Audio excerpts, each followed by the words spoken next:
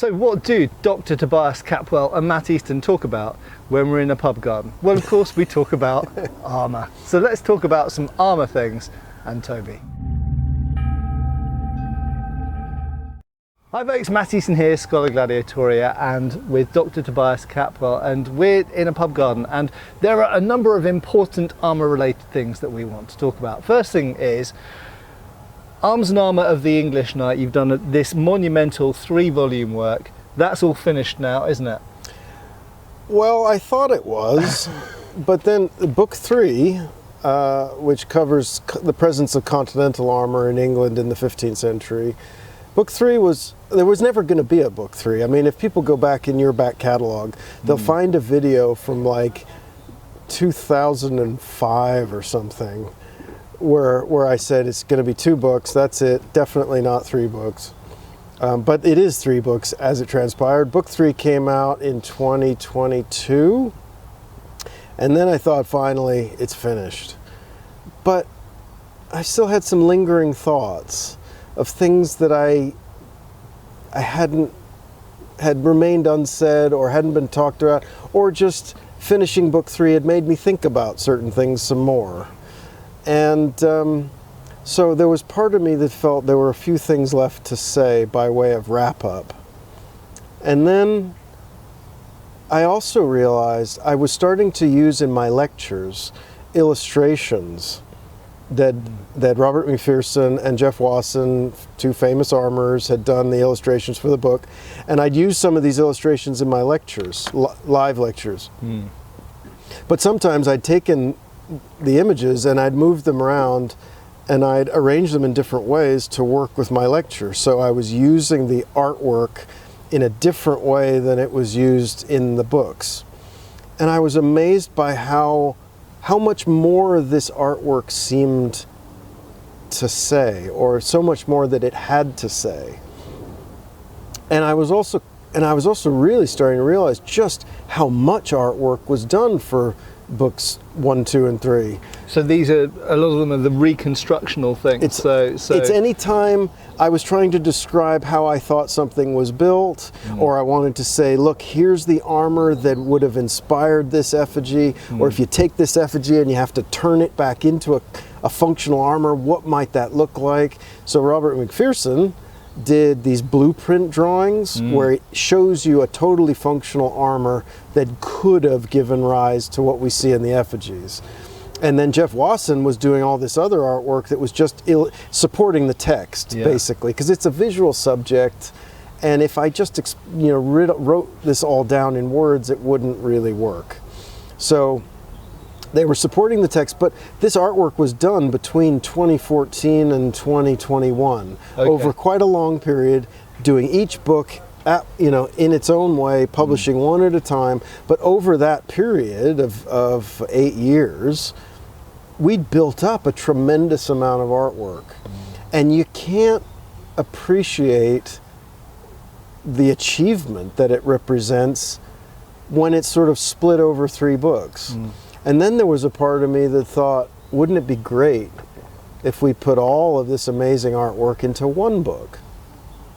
And then I realized, not only is this amazing collection of drawings by real armorers, but there is a tradition going back to the 15th century at least of armorers being draftsmen, and armorers keeping albums of their work, either retrospectively to record work they'd already done, or as design work for armor they hadn't made yet. You've got the Almain album from Jakob Halder, the master workman at Greenwich. You've got the Jörg Zorg album, Jörg Zorg, Augsburg etcher in the 16th century. You have, of course, the famous Ton albums, or Tunzer Skizzenbuch, the Ton sketchbooks, which record a lot of different things, but there's a whole lot of drawings of work from the Helmschmied workshop in there. And then a lot of that uses watercolor as well. And hey, whoever remembered that armorers could be keen watercolorists?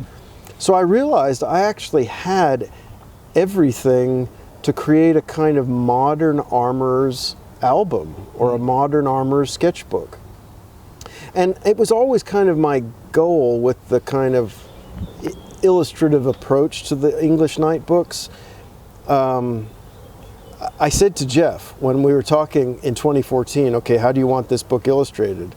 I said to him, I want it to look like an armorer has grabbed your copy of this book and drawn in it.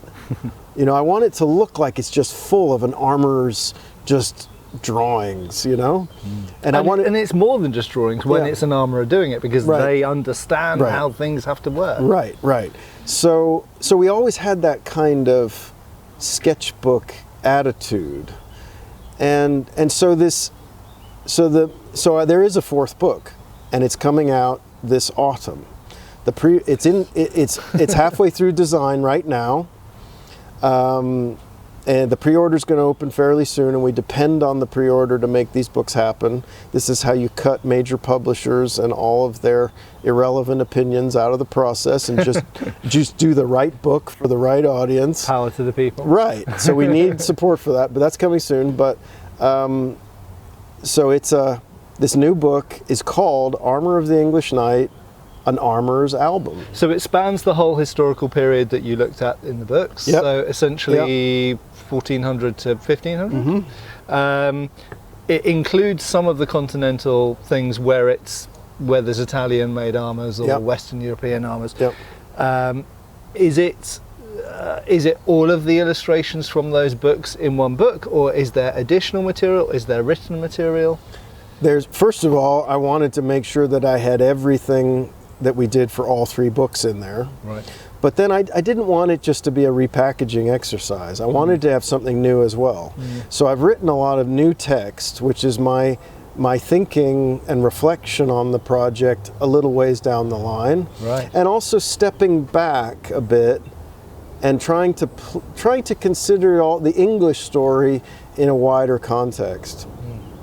And I ended up having Jeff Wasson do a lot more new artwork for this. I mean, there's quite a lot of new artwork from him. There's 2 new blueprints from Robert McPherson as well. Wow. So there's a lot of new stuff in it. Yeah. New text, new content, and new visuals as well. So it is truly a fourth book, really, in the series. It's kind of. It's sort of like it's a coda. Really. Yeah. It's a wrap-up, it's an extended kind of conclusion. But it does actually discuss German armor a bit. Wow. And I've got Jeff Wasson's done some figures taking in the evolution of German armor as well. See, the irony here is you're the famous for the English armor guy, but you were a German armor. Right, yes. Yes, give the lie there. I wear a German armor primarily because in my own building projects, I've gone full circle and come back to the armor that I first fell in love with when I was a child. The armor of Gaudens von Match at Coburg Castle was the first armor I can remember really falling in love with in the first book I ever had on armor, which was A.V.B. Norman's book on arms and armor. Mine was probably the Earl of Warwick, as it happens in the, That's a good one. If you're going to have one, that's a good one too.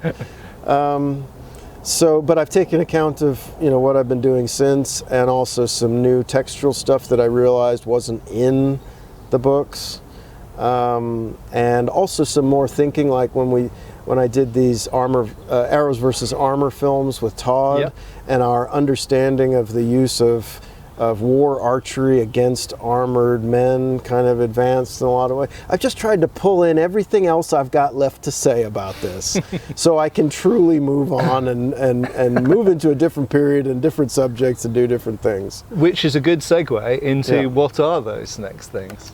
Well, there's a couple of things, short, medium, and long term. The short term is the Armourers Album English Knight follow-up. That's this year. I'm also working on a book for Boydell, which is the complete translation and kind of full historical study of the Passo on Rosso of 1434, when Suero de Quiñones, this Leonese knight, held this huge passage of arms at the Orbigo Bridge near Leon on the pilgrim's route to Santiago de Compostela.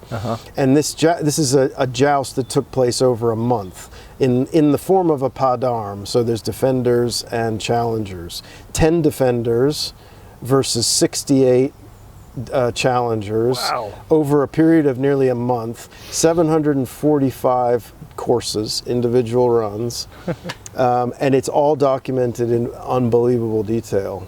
That was the. When you mentioned it was sharp lances and war armor, Yes, so it was, yes, and they recorded yes. the injuries. There's injuries. There's all kinds of armor damage. There's amazing stuff. So it's that a pretty happens in this. unique data set of.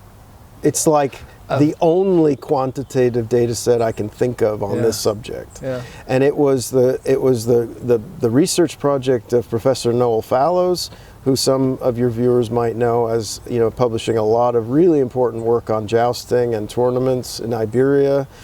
And Noel died before he finished this project. So you picked it up. So I'm just trying to help Boydell get it to print. Right. And I'm writing a couple of interpretive chapters, looking at what happens, talking about the armor, talking about horses, lances, and also the jousting, interpreting what's going on. And, you know, they have problems. Why are they having these problems? What does this tell us about horsemanship? What does it tell us about the skill level, their attitude to danger, their willingness to take risks, all this kind of thing. So that's a sort of medium-term project. I'm also, between 2 and 4 months a year, I'm working on the revised and expanded edition of Claude Blair's European Armour, which was published in 1958, but is still one of the standard reference works. But it's been needing an updated second edition since about 1975. And Claude, I knew Claude, and I knew him for years before he died in 2010. And Claude gave me this project. He said, it needs to do it. I'm never going to do it. You do it. We should just say as well, obviously we're going to put some links to various publications down here, but if you don't own a copy of European Armour by Claude Blair, you should do. I think I've got 3 copies, because whenever I see an original first edition one, I just buy it. And you know, if you find them around, they're not expensive, and it is very seminal. It's the foundation that pretty much everything that's been written since. Yeah, I mean, it's not long. No. And it's not big. And it's but not it's illustrated very much. amazingly concentrated. Yeah. It's like every line of that book has something important in it, which makes revising it, you know, incredible amount of work. It's like the scholarly version of urban warfare. Yeah. Because you have to go street by street, house by house, chapter by chapter, line by line. Every line has things like, this is the earliest reference to a movable visor. Yeah. This is the earliest reference to this. This is the, and you got to check all that and make sure that what was true in 1958 is still true after 70 more years of scholarship. I wish that Claude Blair's collected writings could be published in one book as well, because he wrote a lot of articles and stuff which are sort of all out there in the ether. You need to dig around to find them in various journals, Archaeologia and various others. Prolific. The very good article he did on the origin of the word basilard, and you know, and like it would be great to have all of that stuff in a book. And certainly I have to go through that process, because the revised edition of this book, his seminal, you know, reference work, I now have to take account, you know, of as much of the scholarship since 1958 as I can, but certainly everything Claude did relating to the history of armor in the whole rest of his career has to be taken account of. Yeah, yeah. So it's a small book, but it's an enormous project, and I work on it. You know, in the winter months when I've not got anything else to do, really. Yeah. And also, I've still been hearing from a lot of people that would like to have Armour of the English Knight Book 1, which covers the English style from 1400 to 1450. That's been out of print for about 6 months, like totally, really, honestly gone. Not available. Well, second-hand copies are selling. Yeah, it's just crazy. I mean, what invest, buy. What the internet has done to used book prices, I don't even begin to understand. But we're going to do. It's really hard to reprint these things because the costs are enormous these days. But we're going to the permissions for all the images and everything. Right. So what we're going to do is a soft cover reissue that'll also bring the price down. Fantastic. Because I mean, I was actually frankly amazed by how many people out there are willing to pay 90 plus pounds plus shipping for 2.5 kilos worth of book and everything else. It's an expensive business getting these books. Yeah. I realize that. So I've been trying to find ways of bringing the cost down. And the softcover, so when each of the English Knight books goes out of print in hardcover, we're hoping that we can then reissue each of them in softcover. And then you've also got the Armourers Album book, which is also meant to be kind of like a quick summary of all the key points throughout the whole 3 books. So like the, you know, with some new bits as with well, some new bits here which and is there. fantastic. Yeah. Great stuff. Well, that's absolutely fantastic. So we're going to put a bunch of links below to where you can order. Books 2 and 3 are still available, aren't they, from Tom Delmar? Yeah, that's an important point. Lots of people don't realize they can still get these books because, again, the whole kind of philosophy of this is circumventing the main publishing industry. And people look up my books on Amazon and it says currently unavailable, and they think currently unavailable, which it is not. No. You just have to order it from the publisher. Tom Delmar, Olympia Auctions, they have a publishing page, there's an order page, you order it from them. That's the Olympia Auctions is where I've filmed quite a lot of videos in the last year or two. It's as a well. small world.